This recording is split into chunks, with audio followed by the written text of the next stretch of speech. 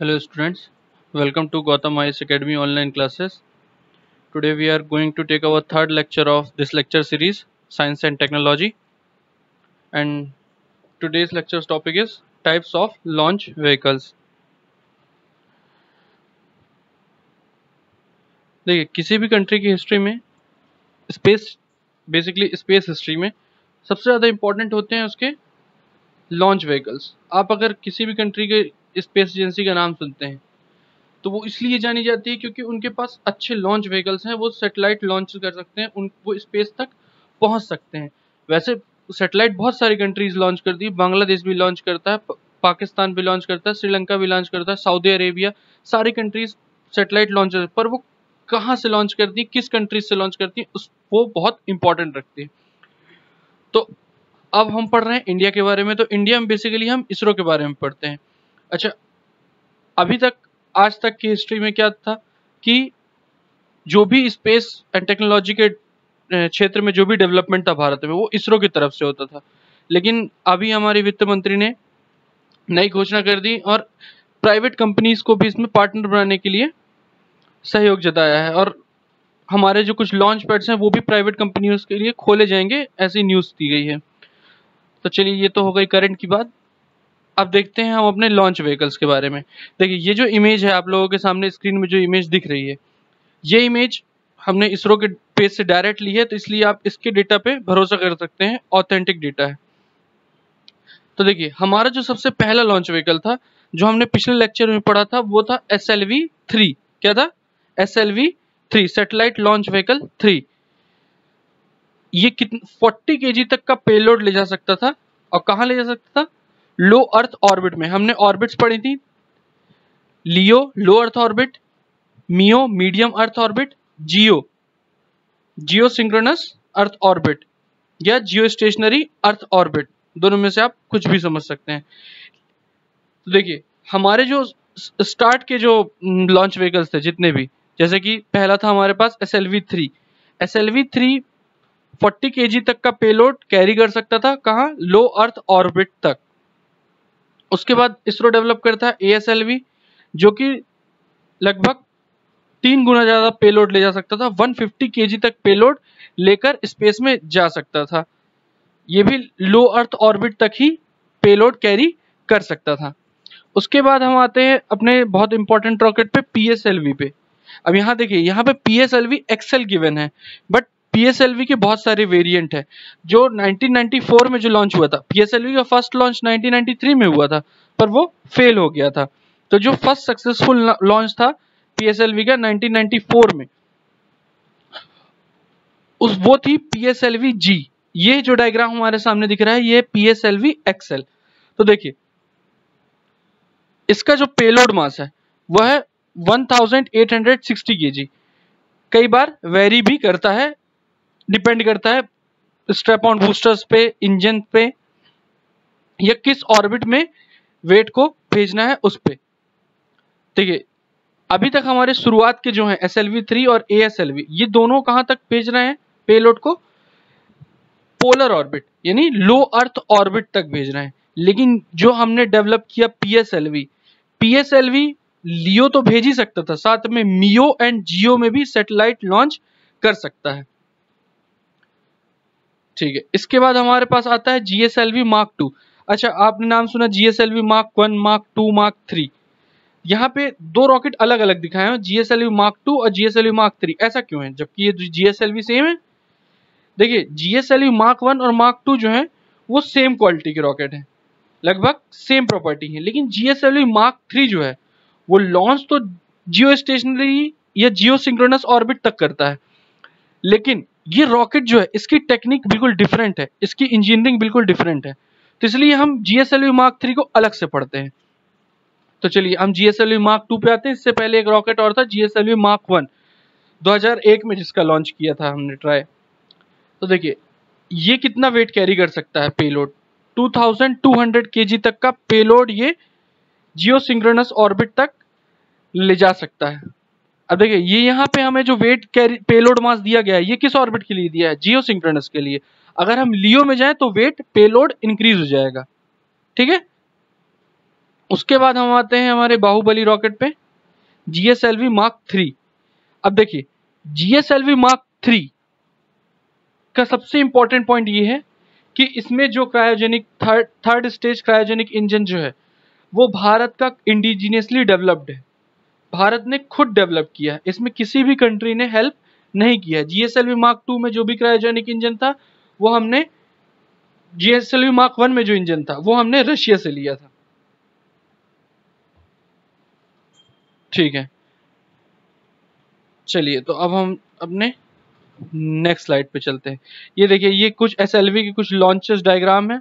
SLV 3 1980 में first launch किया गया।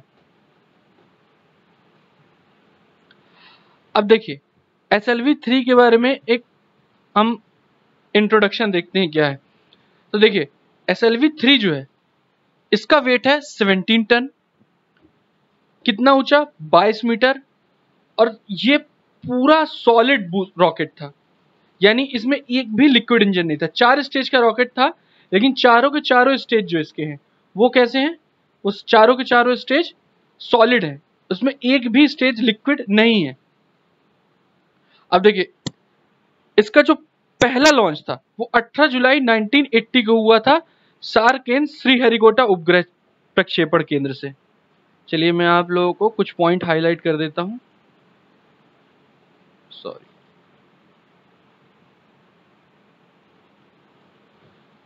17 टन भारी, 22 मीटर ऊंचा, 4 ठोस चरण थे और 40 किलोग्राम वेट को लो अर्थ ऑर्बिट में ले जा सकता था। पहला लॉन्च हुआ 18 जुलाई 1980। ठीक है,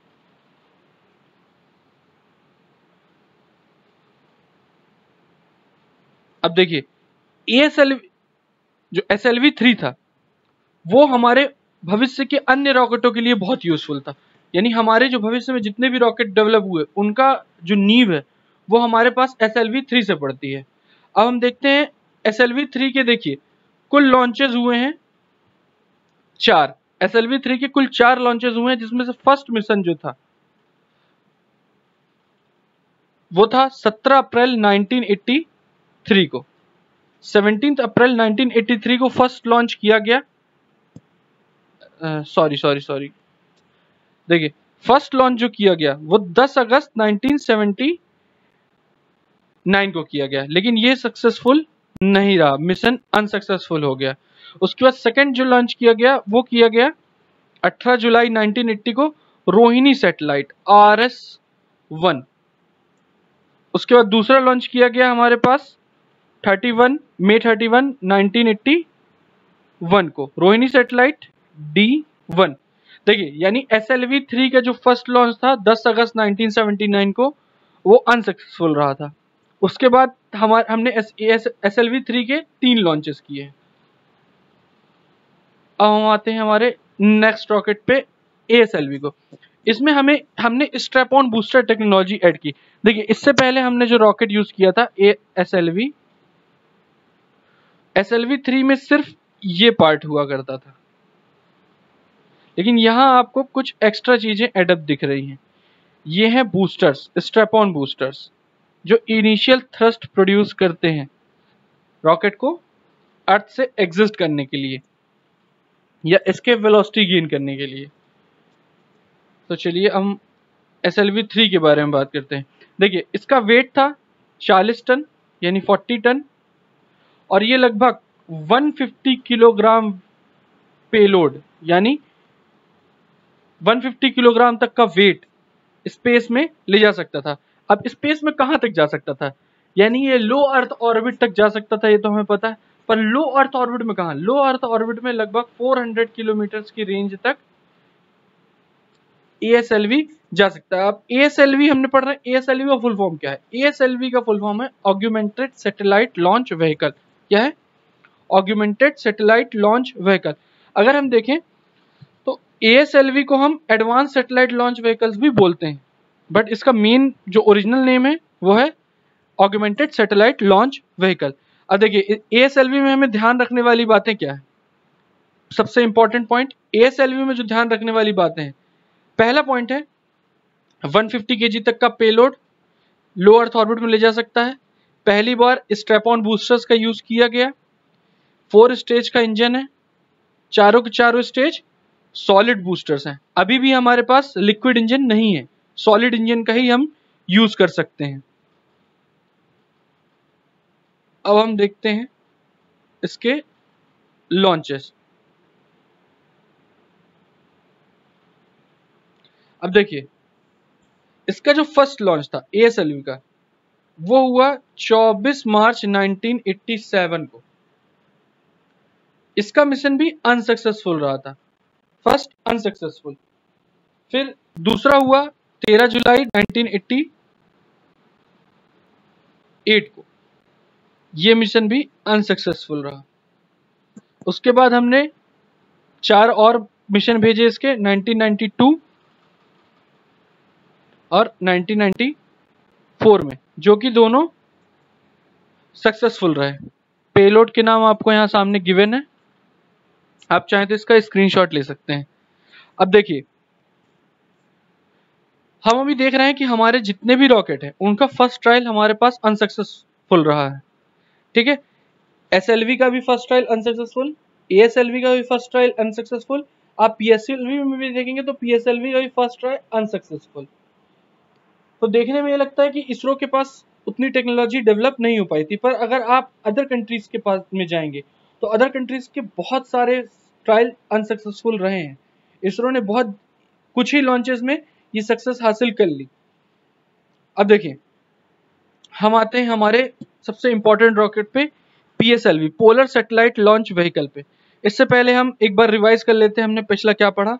हमने पढ़ा SLV-3 और ASLV। SLV satellite launch vehicle, payload capacity 40 kg, लो अर्थ ऑर्बिट तक, 4 स्टेज का इंजन था, चारों स्टेज सॉलिड थे। फिर हमारे ASLV में, ASLV augmented satellite launch vehicle, 4 stage का इंजन है, चारों के चारों सॉलिड हैं। फर्स्ट टाइम हमने strap on boosters technology use की। 150 kg तक का पेलोड स्पेस में ले जा सकता है। किस ऑर्बिट में? लो अर्थ ऑर्बिट में। लो अर्थ ऑर्बिट में भी 400 किलोमीटर की रेंज में। अब हम आते हैं PSLV में। देखिए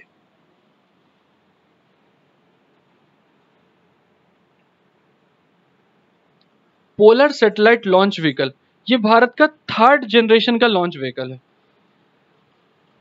अब देखिए PSLV जो है वो 4 चरण का प्रक्षेपण यान है। कितने चरण का प्रक्षेपण यान है? 4 चरण का प्रक्षेपण यान है।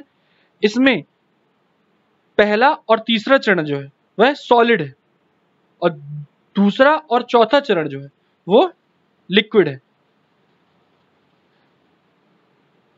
देखिए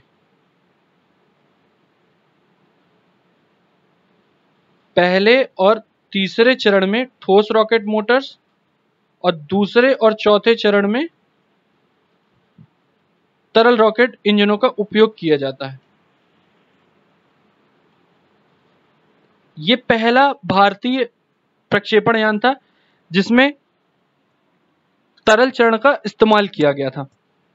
अब देखिए PSLV की जो शुरुआती भार वहन क्षमता थी वह कितनी थी? 850 किलोग्राम, लेकिन हमने इस पे बढ़ा के 1.9 टन कर दिया है। यानी जब हमने पहली बार PSLV लॉन्च किया था तब वह PSLV G था। उसका पेलोड कैपेसिटी कितनी थी? 850 किलोग्राम। लेकिन आज हम PSLV का जो वेरिएंट यूज कर रहे हैं वह PSLV XL, जिसकी पेलोड कैपेसिटी लगभग कितनी हो गई है? 1.9 टन कर दी गई है। अब देखिए PSLV तीनों ऑर्बिट में लॉन्च कर सकता है, यानी लो अर्थ ऑर्बिट में भी लॉन्च कर सकता है, मीडियम अर्थ ऑर्बिट में भी लॉन्च कर सकता है और जियो स्टेशनरी ऑर्बिट में भी लॉन्च कर सकता है या जियो ऑर्बिट में भी लॉन्च कर सकता है। अब देखिए इसके हेल्प से हमने सूर्य के लिए भी मिशन लॉन्च करने की कोशिश की है, जिसका नाम है आदित्य L1, जिसकी हम अभी कोशिश करेंगे, अभी की नहीं। अब देखिए पीएसएलवी के, अब देखिए हम पीएसएलवी के सबसे इंपॉर्टेंट पॉइंट के बारे में देखते हैं। 1994 से 2019 के बीच पीएसएलवी ने 20 देशों के 70 से अधिक अंतरराष्ट्रीय ग्राहकों के लिए 50 भारतीय उपग्रहों और 222 विदेशी उपग्रहों को लॉन्च किया। पीएसएलवी का जो फर्स्ट सक्सेसफुल लॉन्च था वो 1994 में हुआ था। उसके बाद हम 2019 तक, वैसे अभी 2020 है पर 2020 में कोरोना वायरस होने के चक्कर में कोई भी ऐसा लॉन्च नहीं हुआ, तो इसलिए हम 2019 तक का डेटा ही ले रहे हैं। तो 2019 तक हमने 70 से अधिक देशों के सैटेलाइट लॉन्च किए हैं, 70 से ज्यादा देशों के सैटेलाइट लॉन्च किए हैं। और कितने टोटल हम पीएसएलवी के 50 लॉन्च कर चुके हैं। हमने एसएलवी के 4 लॉन्च किए, एएसएलवी के भी सिर्फ 4 लॉन्च किए, लेकिन हम पीएसएलवी के अब तक 50 लॉन्च कर चुके हैं, जिसकी मदद से हमने 50 भारतीय उपग्रह और कम से कम 222 विदेशी उपग्रहों को लॉन्च किया है। तो 1994 से 2019 तक हमने 20 देशों के 50 से ज्यादा देशों के सैटेलाइट लॉन्च किए हैं और 50 से अधिक भारतीय उपग्रह भी लॉन्च किए हैं और 222 विदेशी उपग्रह लॉन्च किए हैं, जिसमें आपने 104 सैटेलाइट जो हमने लॉन्च की थी वो सुना होगा, जिसमें से हमने 88 सैटेलाइट तो सिर्फ अमेरिका की लॉन्च की थी। अब देखिए, अगर हम सैटेलाइट को छोड़ें और अन्य मिशन की बात करें तो पीएसएलवी की मदद से हमने चंद्रयान 1 लॉन्च किया है, मार्स ऑर्बिटर मिशन लॉन्च किया है और स्पेस रिकवरी मिशन भी लॉन्च किया है। एक मिनट में ये इंक क्लियर कर देता हूं ताकि आप लोगों को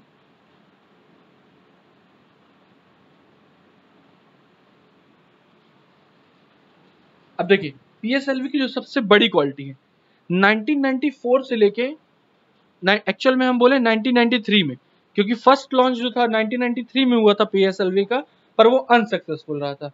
उस फर्स्ट लॉन्च से लेके आज तक हमने लगभग 50 लॉन्च कर दिए, जिसमें से सिर्फ 2 लॉन्च ऐसे रहे हैं जो अनसक्सेसफुल रहे। एक लॉन्च था फर्स्ट लॉन्च 1993 का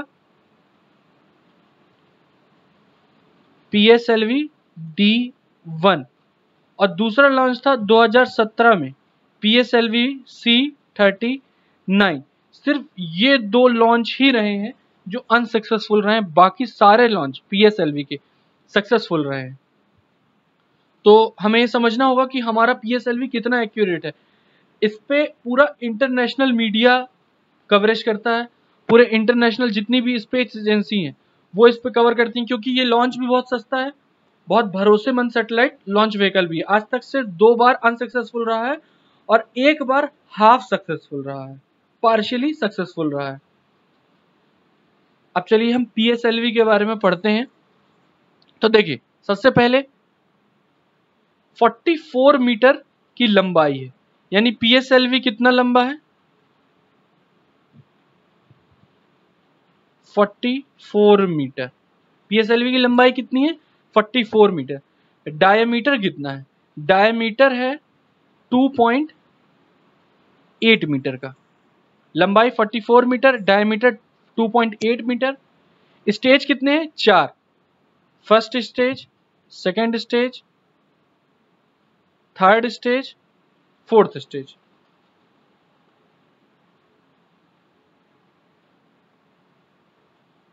ये देखिए फर्स्ट स्टेज, सेकंड, थर्ड और फोर्थ। एक्चुअल में नीचे से काउंट किया जाता है, ये है फर्स्ट, ये है सेकंड, ये है थर्ड, ये है फोर्थ। अब देखिए पीएसएलवी के कुछ वेरिएंट रहे हैं। पीएसएलवी का जो फर्स्ट वेरिएंट था पीएसएलवी जी, पीएसएलवी जी। उसके बाद सेकंड था पीएसएलवी सीए। पीएसएलवी सीए मतलब core alone. PSLV XL, PSLV extra large, polar satellite vehicle extra large. अब देखिए पीएसएलवी एक्सएल जो है ना, आप पीएसएलवी के और भी बहुत सारे वेरिएंट देखेंगे, पर एक्चुअल में वो पीएसएलवी एक्सएल के ही अदर वेरिएंट है। पहला तो है पीएसएलवी जी, जिसका कोई वेरिएंट नहीं है। फिर है पीएसएलवी सीए, इसका भी कोई वेरिएंट नहीं है। फिर है पीएसएलवी एक्सएल। अब देखिए पीएसएलवी एक्सएल पीएसएलवी का सबसे पावरफुल फॉर्म है। इसके अलावा पीएसएलवी कुछ वीक फॉर्म भी होते हैं, जैसे पीएसएलवी क्यूएल, सीएल, एचएल, ये और भी नाम है जो हम आगे देखेंगे, पर बेसिकली हमको 3 फॉर्म याद रखने हैं, PSLV G, PSLV CA, PSLV XL। अब देखिए PSLV का जो फर्स्ट लॉन्च हुआ था वो हुआ था 20 सितंबर 1993 को, जो कि अनसक्सेसफुल रहा था। क्या था? अनसक्सेसफुल रहा था। अब हम इसके चारों स्टेज के बारे में देखते हैं। ये पेज हमारे लिए बहुत इंपॉर्टेंट है। अब देखिए PSLV का जो फर्स्ट स्टेज है उसके इंजन का नाम है PSLV S139।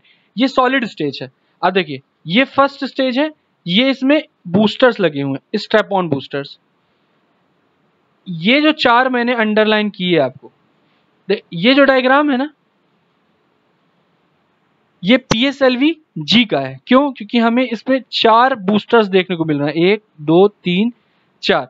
ये जो रॉकेट है ये बूस्टर नहीं है, ये सिर्फ थ्रस्ट को डायरेक्शन देने में होता है कि हमें अगर रॉकेट का डायरेक्शन चेंज करना है या थ्रस्ट का डायरेक्शन चेंज करना है तो ये सिर्फ उस थ्रस्ट को स्टिमुलेट करने का काम आता है, डायरेक्शन देने का काम आता है। PSLV G में सिर्फ स्टार्टिंग में सिर्फ और सिर्फ 4 थ्रस्टर्स थे, यानी स्ट्रैप ऑन बूस्टर्स थे। अब देखिए फर्स्ट स्टेज है, फर्स्ट स्टेज के इंजन का नाम है S139। ये सॉलिड मोटर पे चलता है और इस पे 6 सॉलिड स्ट्रैप ऑन बूस्टर्स रहते हैं। एक ये, 2 3 4 और ऐसे ही 2 पीछे हैं, 5 6। इंजन का नाम S139। इसमें फ्यूल कौन सा यूज होता है? HTBP। आप नाम से कंफ्यूज नहीं होंगे, आगे इनको अच्छे से एक्सप्लेन किया है। इसको बोलते हैं हम हाइड्रोक्साइल टर्मिनेटेड पॉलीब्यूटर डाइईन। लेकिन अभी आप इस पे टेंशन मत लीजिए, हम इसके बारे में और पढ़ेंगे। दूसरी स्टेज है इसकी, ये कैसी है? ये लिक्विड स्टेज है, लिक्विड रॉकेट इंजन लगा हुआ है। सेकंड स्टेज कैसा है? लिक्विड रॉकेट इंजन लिखा हुआ है। इंजन का नाम है विकास इंजन। फ्यूल कौन सा होता है? UDMH plus N2O4, unsymmetrical dimethyl hydrazine dinitrogen tetroxide. उसके बाद हम आते हैं थर्ड स्टेज पे। थर्ड स्टेज में भी हमारे पास सॉलिड इंजन ही है। ये देखिए solid rocket motor, third stage में हमारे पास सॉलिड रॉकेट मोटर है। फ्यूल हो रहा है यूज HTPB। उसके बाद हम आते हैं थर्ड स्टेज पे। थर्ड स्टेज में हमारे पास लिक्विड इंजन है, पर एक नहीं 2 लिक्विड इंजन है। तो 2 PS4 लिक्विड इंजन है और फ्यूल कौन सा होता है? MMH plus MON। तो देखिए PSLV में 4 स्टेज हैं। फर्स्ट स्टेज सॉलिड, इंजन का नाम S139, fuel HTPB। Second stage liquid, engine का नाम Vikas, fuel UDMH plus N2O4। Third engine है सॉलिड, फ्यूल HTPB और इंजन का नाम हम आगे पढ़ेंगे। और फोर्थ स्टेज है हमारे पास लिक्विड, इसमें 2 लिक्विड इंजन है और दोनों ही विकास इंजन है जिनका नाम है PS4। चलिए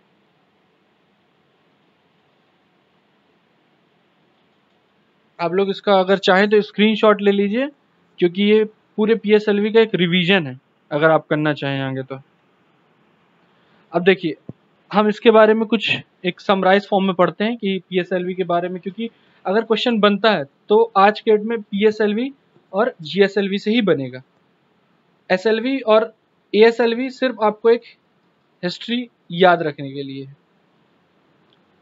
फंक्शन क्या है? Medium lift launch vehicle, develop किया इसरो ने, कंट्री इंडिया। पर लॉन्च कॉस्ट पड़ती है 130 से 200 करोड़, डिपेंड करता है कौन सा वेरिएंट लॉन्च हो रहा है। जितना बड़ा वेरिएंट होगा उतना ज़्यादा प्राइस होगा। Height 44 metre, diameter 2.8 metre. अब देखिए वेरिएंट 3 है, PSLV G, PSLV CA, PSLV XL। देखो PSLV G for ground, PSLV CA core alone, इसमें कोई भी स्ट्रैप ऑन बूस्टर नहीं होता। और PSLV XL extra large. Weight यहाँ पे तीनों के गिवन है। 4 स्टेज का इंजन, ठीक है।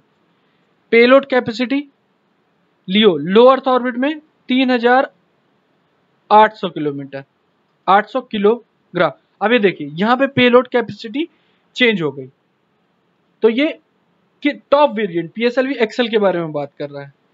फिर पेलोड एसएसओ सन सिंक्रोनस ऑर्बिट 1750 किलोग्राम। फिर जीटीओ 1425 किलोग्राम और फिर जीटीओ 1200 किलोग्राम। अब लॉन्च हिस्ट्री देखिए, टोटल लॉन्च कहां से लॉन्च होता है? श्रीहरिकोटा से। श्रीहरिकोटा से लॉन्च होता है, अभी भी हम इसको यूज कर रहे हैं।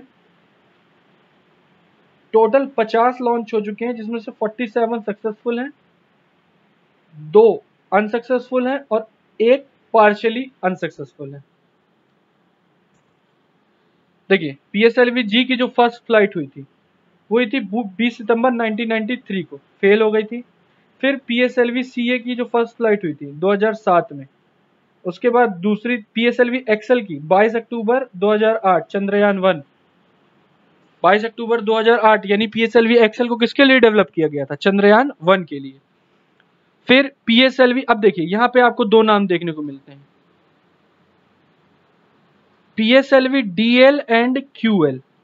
ये पीएसएलवी डीएल और क्यूएल जो है ये पीएसएलवी एक्सेल का ही छोटा वेरिएंट है और कुछ नहीं। इसलिए हमें जो ध्यान रखने हैं वो ये 3 ध्यान रखने हैं। लास्ट फ्लाइट आप लोगों की ये सामने, पीएसएलवी जी को ध्यान रखिए। पीएसएलवी जी को हमने आखिरी बार 26 सितंबर 2016 को यूज किया था, जबकि पीएसएलवी एक्सेल को हम कंटिन्यूअसली यूज कर रहे हैं। आखिरी लॉन्च था इसका 27 नवंबर 2019 को। अब देखिए पीएसएलवी से हमने मेनली आज तक जो सबसे इंपॉर्टेंट लॉन्चेस किए हैं वो कौन से हैं? Chandrayaan 1, Mars orbiter, AstroSat, SRE-1 और नाविक। नाविक यानी IRNSS सैटेलाइट्स।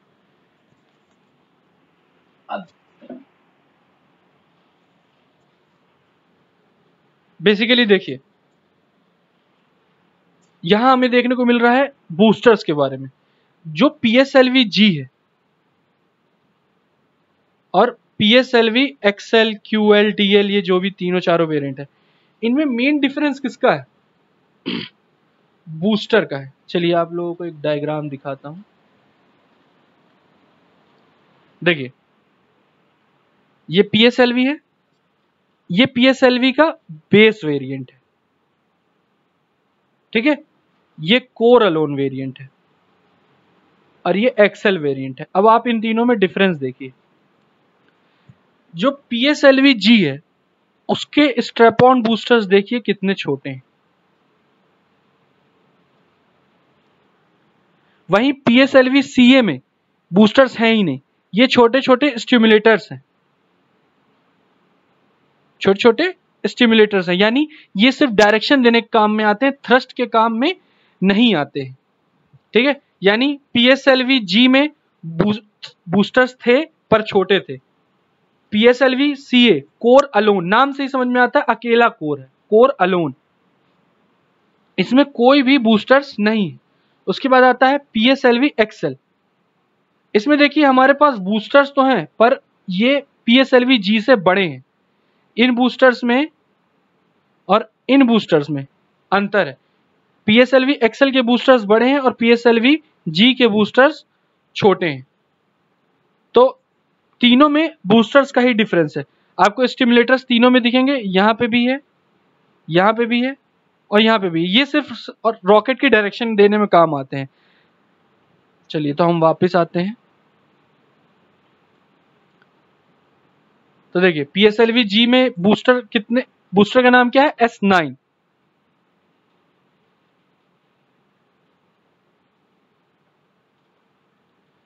अगर हम पीएसएलवी जी के बारे में देखें तो पीएसएलवी जी में बूस्टर का नाम क्या है? S9। वहीं पीएसएलवी एक्सेल में बूस्टर का नाम क्या है? S12। 9 का मतलब क्या है? 9 का मतलब है ये 9 टन के हैं और S12 का मतलब है ये 12 टन के हैं। बूस्टर्स का वेट यहाँ 12 टन है, यहाँ 9 टन है। अब देखिए नंबर ऑफ बूस्टर्स पीएसएलवी जी में भी 6 हैं और एक्सेल में भी 6 हैं। पर डिफरेंस कहाँ है? डिफरेंस वेट में है। दोनों में फ्यूल भी सेम है, एचटीपी भी, बस वेट का डिफरेंस है। पीएसएलवी जी में भी 6 बूस्टर्स हैं, पीएसएलवी एक्सएल में भी 6 बूस्टर्स हैं, पर पीएसएलवी जी में जो बूस्टर्स हैं उनका वेट कम है, यानी वो 9 किलो टन के हैं, और जो पीएसएलवी एक्सएल है उनमें बूस्टर्स जो हैं वो 12 टन के हैं। चलिए देखिए, फर्स्ट स्टेज हमारा सॉलिड है और फ्यूल है हमारे पास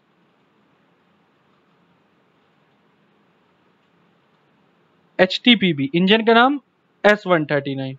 उसके बाद सेकेंड स्टेज में आते हैं हम, सेकेंड स्टेज का इंजन का नाम विकास, फ्यूल का नाम N2O4/UDMH।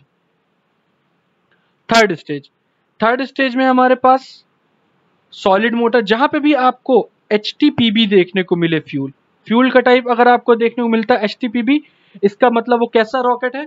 सॉलिड रॉकेट का मोटर है। और अगर आपको जहां पे भी नाइट्रोजन का ऑक्साइड देखने को मिले, वहां पे आप समझ जाइए कि वो लिक्विड का इंजन है। तो देखिए हमारे पास लिक्विड इंजन का नाम क्या है? विकास इंजन। और सॉलिड इंजन में हमारे पास S139 है, S7 है, और फ्यूल उनमें यूज होता है HTPB। अब देखिए फोर्थ स्टेज में हमारे पास 2 इंजन है जिनमें हम फ्यूल यूज कर रहे हैं MMH एंड MON। अब देखिए यहां हम देखते हैं ये MMH और MON का मतलब क्या है, HTPB का मतलब क्या है। तो देखिए HTPB का मतलब है हाइड्रोक्सिल टर्मिनेटेड पॉलीब्यूटाडाइईन। HTPB का फुल फॉर्म है हाइड्रोक्सिल टर्मिनेटेड पॉलीब्यूटाडाइईन। जहां जितने भी सॉलिड मोटर्स यूज होते हैं रॉकेट में, उनमें यही फ्यूल यूज होता है। मैं बार बार रिपीट कर रहा हूं, बहुत इंपॉर्टेंट फैक्ट है ये। उसके बाद हम आते हैं हमने अभी देखा MMH एंड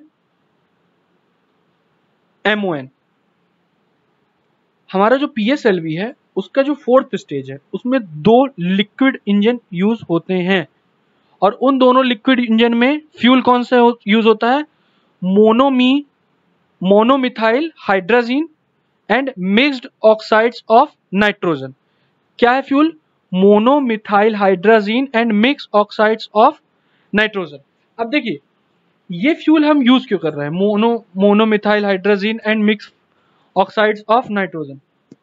देखिए किसी भी फ्यूल को बर्न होने के लिए ऑक्सीजन की जरूरत होती है, ठीक है।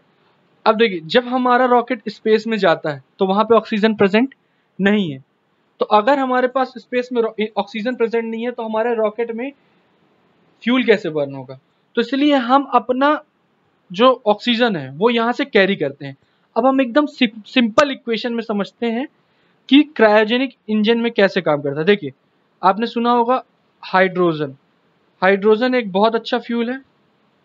हाइड्रोजन को जब हम ऑक्सीजन के साथ मिलाते हैं, बर्न करते हैं, तो बनता है H2O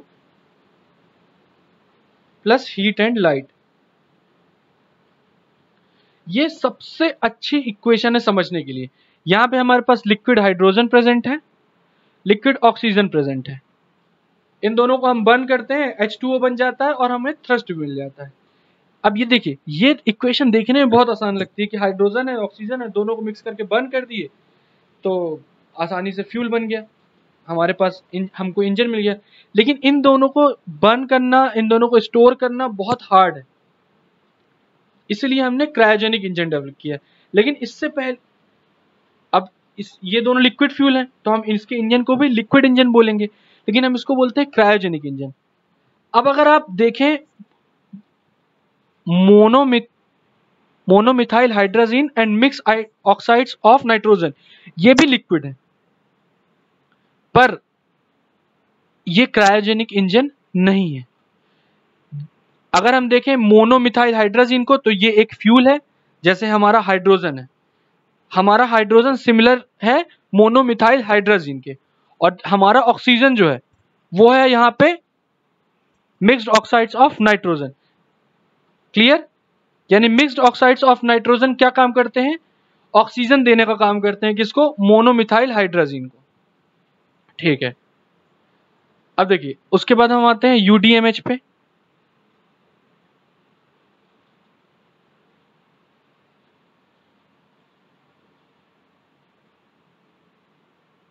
यूडीएमएच unsymmetrical dimethyl hydrogen,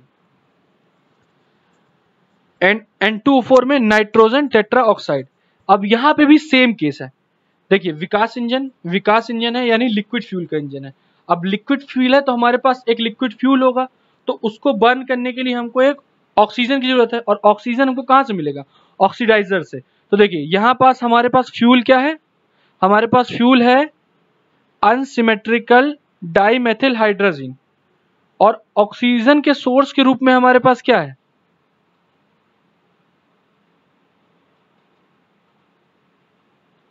oxygen के सोर्स के रूप में हमारे पास है नाइट्रोजन टेट्रा ऑक्साइड N2O4। तो जहां पे भी हमको नाइट्रोजन के ऑक्साइड देखने को मिलते हैं, इसका मतलब वो क्या है, वो ऑक्साइड ऑक्सीडाइजर है, वो फ्यूल जो बर्न होने वाला है उसको ऑक्सीजन प्रोवाइड करते हैं। तो किसी भी लिक्विड इंजन में दो तरीके के लिक्विड होते हैं, एक होता है फ्यूल, एक होता है ऑक्सीडाइजर। फ्यूल के साथ ऑक्सीडाइजर मिल जाता है और ऑक्सीजन प्रोड्यूस करता है, जिसकी हेल्प से फ्यूल बर्न होता है। अब देखिए अभी हमने देखा कि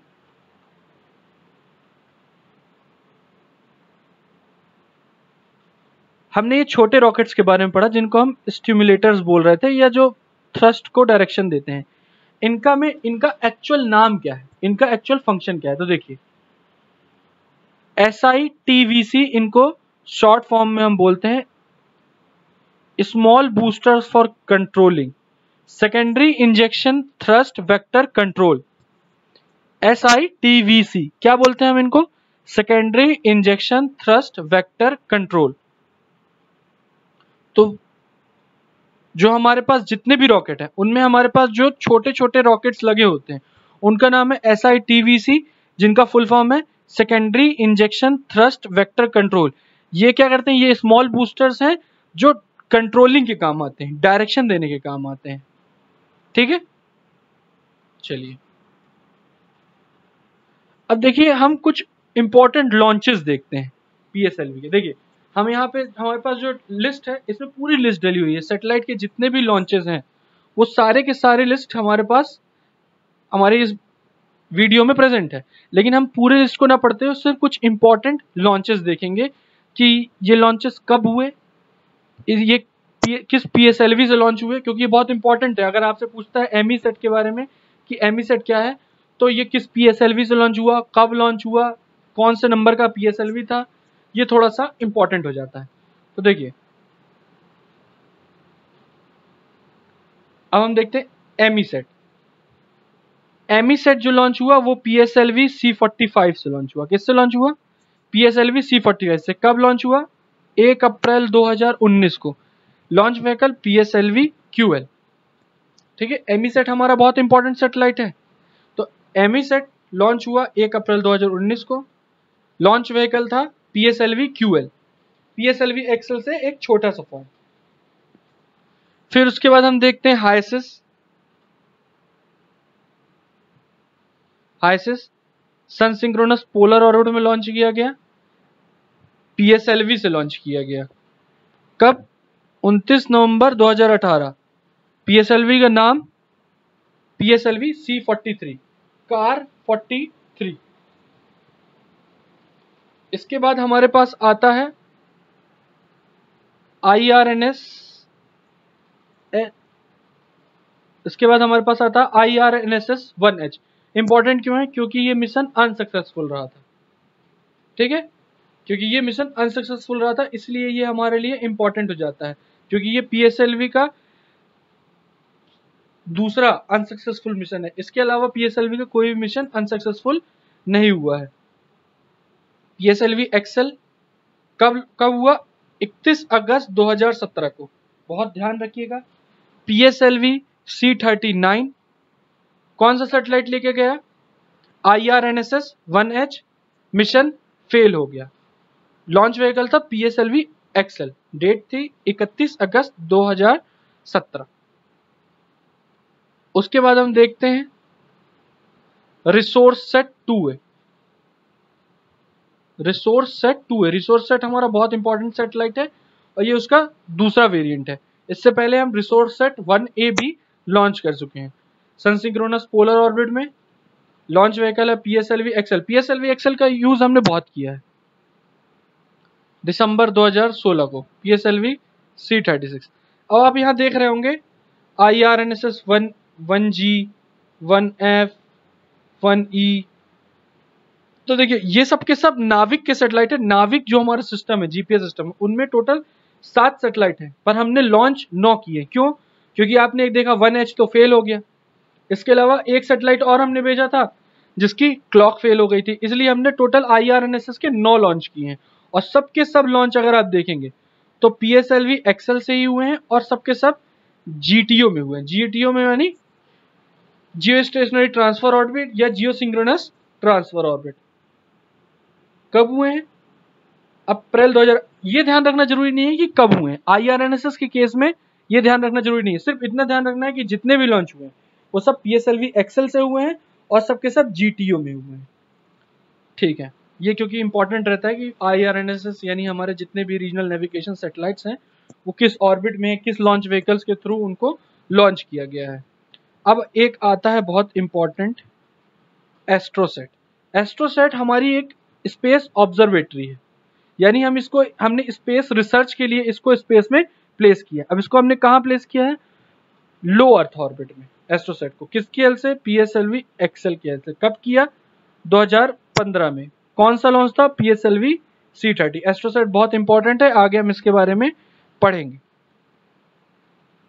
ये देखिए फिर हमें देखने को मिल रहा है IRNSS 1D 1C 1B और सबके सब GTO में और सबके सब PSLV XL के थ्रू। उसके बाद हम आते हैं most important, Mars orbiter mission. कब लॉन्च हुआ? 5 नवंबर 2013 को PSLV C25। ये बहुत ध्यान रखने की जरूरत है कि मार्स ऑर्बिटर मिशन PSLV के थ्रू हुआ था। GSLV का यूज इसमें नहीं किया था, ऑल्दो हमारे पास GSLV प्रेजेंट था पर वो इतना भरोसेमंद नहीं था। इसमें भी हमने PSLV XL का यूज किया था। ऑर्बिट कौन सी है? HEO। फुल फॉर्म अभी मुझे ध्यान नहीं आ रहा है। HEO का फुल फॉर्म मैं आपको बताऊंगा, आप लोग एक बार कमेंट कर दीजिएगा इसके बारे में। फिर ये देखिए ये हमारा IRNSS 1A। ये इंपॉर्टेंट है ध्यान रखने के लिए कि पहला IRNSS कब लॉन्च हुआ। ये हमने पिछले लेक्चर में भी पढ़ा है। तो पहला लॉन्च हुआ 1 जुलाई 2013 को PSLV XL GTO। उसके बाद आता है सरल, ये आप लोग देख लीजिएगा सरल के बारे में। उसके बाद देखिए हमारे पास आता है मेगाट्रॉपिक्स, क्योंकि ये बहुत इंपॉर्टेंट था। इसमें हमारी फ्रांस ने भी हेल्प की थी इस सैटेलाइट को लॉन्च करने में, इसलिए ये बहुत इंपॉर्टेंट हो जाता है। कहाँ पे? सन सिंक्रोनस पोलर ऑर्बिट में। अब सन सिंक्रोनस पोलर ऑर्बिट में क्यों किया है? क्योंकि हमें मौसम विज्ञान की जानकारी के लिए है, इसलिए इसको अर्थ के जितना पास हो उतना अच्छा है। अब देखिए यहाँ हमने कौन सा रॉकेट यूज किया? PSLV CA, PSLV coral. इससे हमें समझ में आता है कि ये सैटेलाइट इतना हैवी नहीं है, क्योंकि इसमें कोरलेन वेरिएंट का यूज किया गया। कब लॉन्च किया? 12 अक्टूबर 2011 को। देखिए अब हम देख रहे हैं कि PSLV के बहुत जल्दी जल्दी लॉन्च हो रहे हैं। देखिए 2011 में ही हमने 3 लॉन्च कर दिए PSLV के। वही हम देखें अगर SLV और ASLV में तो हम कितने टाइम में लॉन्च कर रहे हैं। तो अब इसरो को बहुत महारत हासिल होती जा रही है लॉन्चेस में। अभी देखिए रिसोर्स सेट और यूथ सेट, ये भी बहुत इंपॉर्टेंट है। उसके बाद आता है ओशियन सेट 2। ओशियन सेट 2 बहुत इंपॉर्टेंट। सितंबर 2003 23 सितंबर 2009 PSLV CA।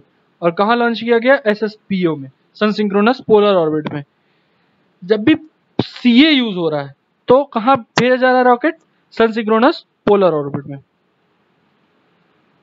उसके बाद हमारा आता है चंद्रयान 1। चंद्रयान 1 कब लॉन्च हुआ? 22 अक्टूबर 2008 किसका लॉन्च यूज करके? PSLV XL. PSLV एक्सेल का पहली बार यूज 22 अक्टूबर 2008 में ही किया गया था चंद्रयान 1 के लिए। उसके बाद हम आते हैं हमारे बहुत से इंपॉर्टेंट कल्पना 1 पे। GTO 12 सितंबर 2002 को PSLV जी की हेल्प से, क्योंकि उस टाइम तक हमारे पास PSLV एक्सेल नहीं था। उसके बाद हम देखते हैं ओशियन सेट। इंपॉर्टेंट, जो भी इंपॉर्टेंट उसको मैं सर्कल करता जा रहा हूं, आप लोग उसके बारे में थोड़ा सा देख लीजिए। अब देखिए PSLV का देखते हैं फर्स्ट लॉन्च जो हुआ था 20 सितंबर 1993 को, वो अनसक्सेसफुल रहा था। तो हमने देखा कि PSLV के 2 लॉन्च अनसक्सेसफुल रहे हैं, एक 20 सितंबर 1993 और एक 2017 IRNSS 1H, और पहला लॉन्च सक्सेसफुल था और 2017 का लॉन्च अनसक्सेसफुल था। इसके अलावा कोई भी लॉन्च अनसक्सेसफुल नहीं रहा। इसके अलावा एक लॉन्च पार्शियली अनसक्सेसफुल रहा है। चलिए अब हम आते हैं हमारे दूसरे इंपॉर्टेंट रॉकेट पे, GSLV पे, जियो सिंक्रोनस सैटेलाइट लॉन्च व्हीकल। बहुत इंपॉर्टेंट लॉन्च व्हीकल है ये हमारे लिए। अब देखिए इसकी ऊंचाई कितनी है? 43.13 मीटर, यानी ये PSLV से सिर्फ 3 मीटर 3.13 मीटर लंबा है या बड़ा है। स्टेज कितने हैं? 3। PSLV में कितने स्टेज थे? 4।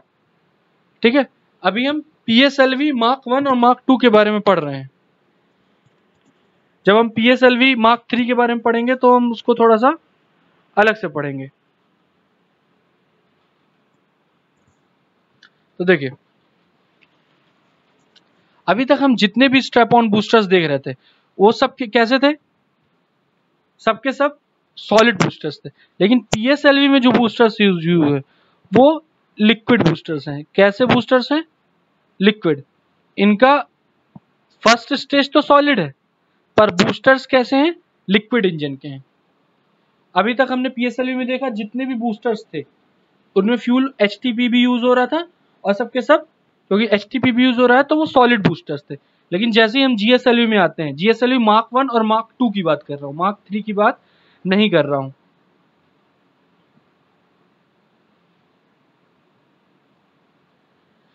GSLV के बूस्टर्स, GSLV मार्क 1 और मार्क 2 के बूस्टर्स में लिक्विड बूस्टर्स यूज हुए हैं। अब देखिए हम अभी तक PSLV में देखते थे कि फर्स्ट स्टेज होता था PSLV का ये, फिर ये सेकेंड स्टेज हो जाता था, थर्ड स्टेज। लेकिन GSLV में ये पूरा का पूरा एक फर्स्ट स्टेज है। इस कंप्लीट को हम फर्स्ट स्टेज बोलते हैं, फिर इसको हम सेकेंड स्टेज बोलते हैं, इसको हम थर्ड स्टेज बोलते हैं। क्लियर? अब देखिए GSLV में स्ट्रैप ऑन मोटर्स हैं। GSLV में 4 लिक्विड इंजन स्ट्रैप का इस्तेमाल होता है, जिनको हम जो कि PS2 से ज्यादा भारी है, PSLV से ज्यादा भारी है। अब देखिए लिक्विड है तो इनमें फ्यूल कौन सा यूज होगा? UDMH प्लस N2O4, और इंजन का नाम क्या रहेगा? विकास इंजन। ठीक है, तो स्ट्रैप ऑन बूस्टर्स GSLV कैसे हैं? लिक्विड, फ्यूल यूज हो रहा है UDMH प्लस N2O4, इंजन का नाम है विकास। दूसरा स्टेज जो है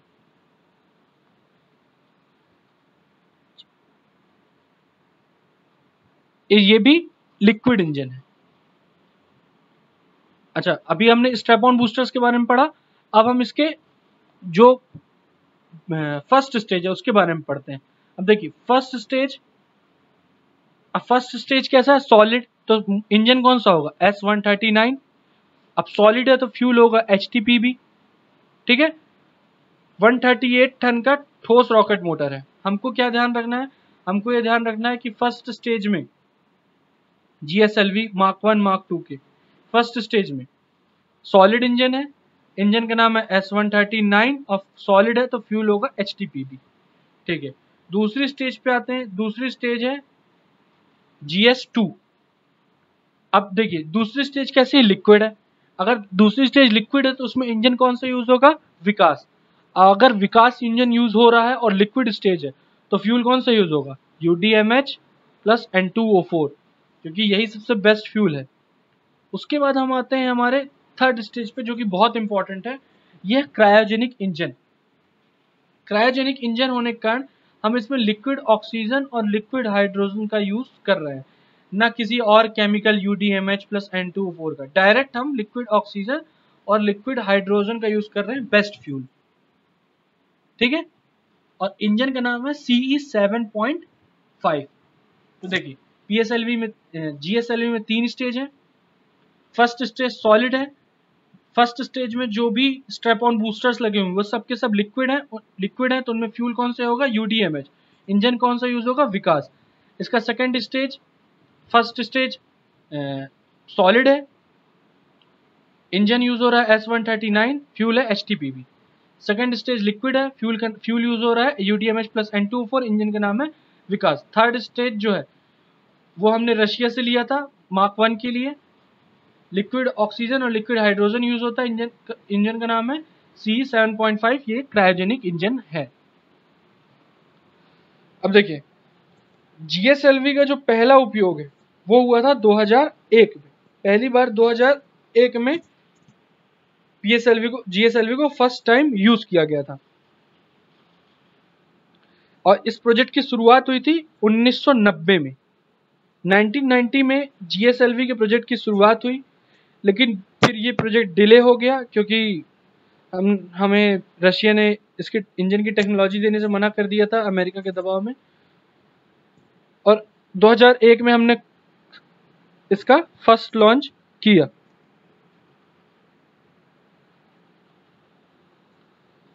अप्रैल 2001 को फर्स्ट लॉन्च हुआ। और इसकी जो फर्स्ट लॉन्च थी वो अनसक्सेसफुल रही थी। उसके बाद दूसरा जो लॉन्च किया गया उसमें GSAT-2 सैटेलाइट को भेजा गया।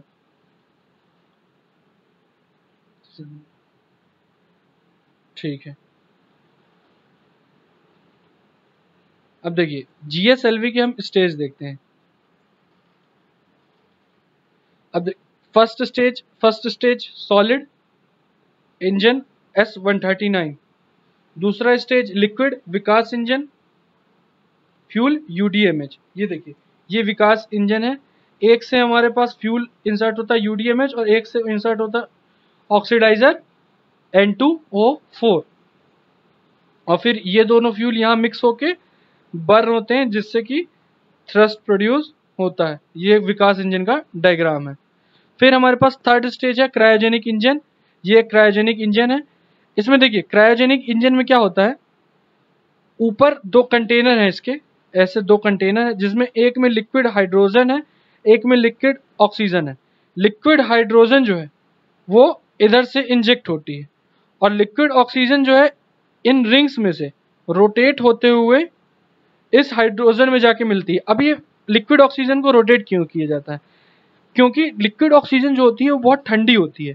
तो जब वो इंजन के चारों तरफ से घूमते हुए लिक्विड हाइड्रोजन में मिलेगी और बर्न होगी तो वो इंजन को ठंडा रखेगी। ये जो बाहर का जो आउटर कवरिंग है मेटल का, इसको ठंडा रखेगी और इसमें कोई भी डैमेज होने से बचाएगी। जैसे कूलेंट का यूज होता है, हमारे मोबाइल वगैरह में कूलेंट होते हैं, लैपटॉप में कूलेंट का यूज होता है, गाड़ी के इंजन में रेडिएटर में कूलेंट का यूज होता है।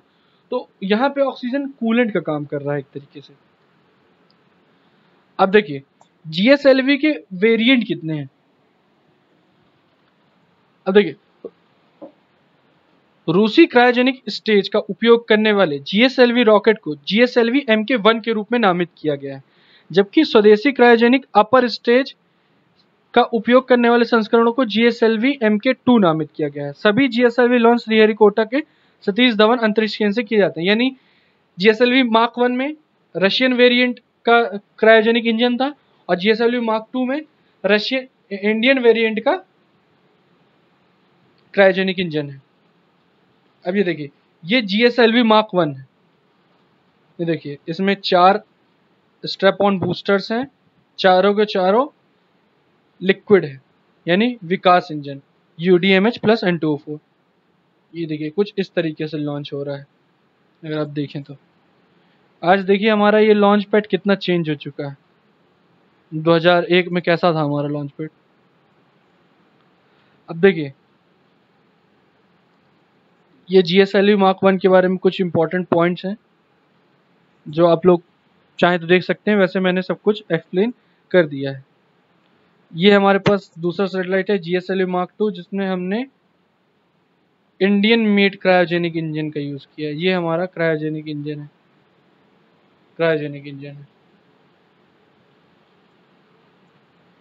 अब देखिए GSLV Mark 2 जो है, इसमें जो इंजन यूज होता है वो है CE 7.5, और ये 2500 किलोग्राम तक GTO में ले जा सकता है, जियो स्टेशनरी ट्रांसफर ऑर्बिट में।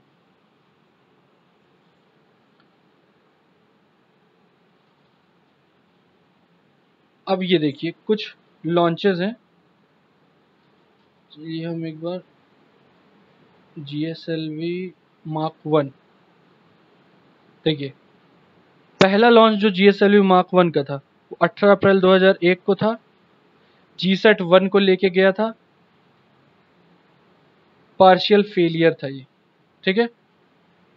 दूसरा लॉन्च हुआ था 8 मई 2003 को, 2 साल बाद। GSAT 2 लेके गया, सक्सेसफुल रहा। फिर तीसरा MK1 का लॉन्च था 20 सितंबर 2004 को, अगले ही साल लॉन्च किया गया। GSAT 3 लॉन्च किया। मतलब बेसिकली हमने Mark 1 से GTO में GSAT सैटेलाइट ही भेजे हैं।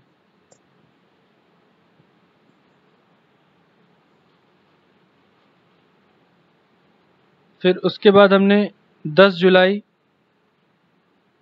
2001 को जो फेल हुआ, फिर तीसरा भी पार्शियल फेल रहा। नेक्स्ट, फिर जो नेक्स्ट हुआ 25 दिसंबर 2010 को, वो भी एक फेलियर रहा। यानी Mark 1 जो था उसकी एक्यूरेसी बहुत कम थी, ज़्यादातर सैटेलाइट्स इसके फेल हो रहे थे।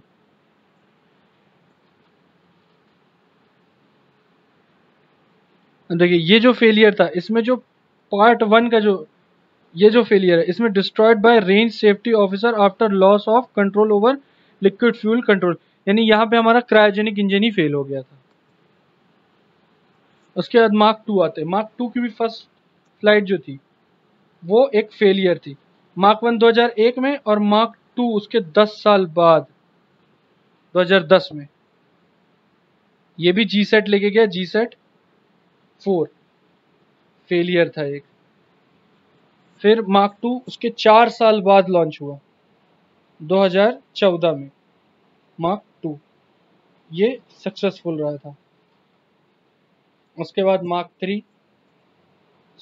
2 का थर्ड लॉन्च, फोर्थ लॉन्च, आप चाहे इसका स्क्रीनशॉट ले लें, इसका भी स्क्रीनशॉट ले सकते हैं। अब आते हैं हमारे GSLV Mark 3 पे।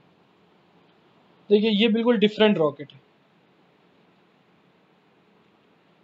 यहाँ पे इसके स्ट्रैप ऑन बूस्टर्स ही इसका फर्स्ट स्टेज है, फिर ये इसका सेकंड स्टेज है, और ये इसका थर्ड स्टेज है।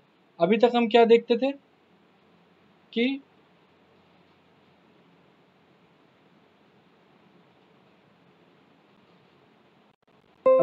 देखते थे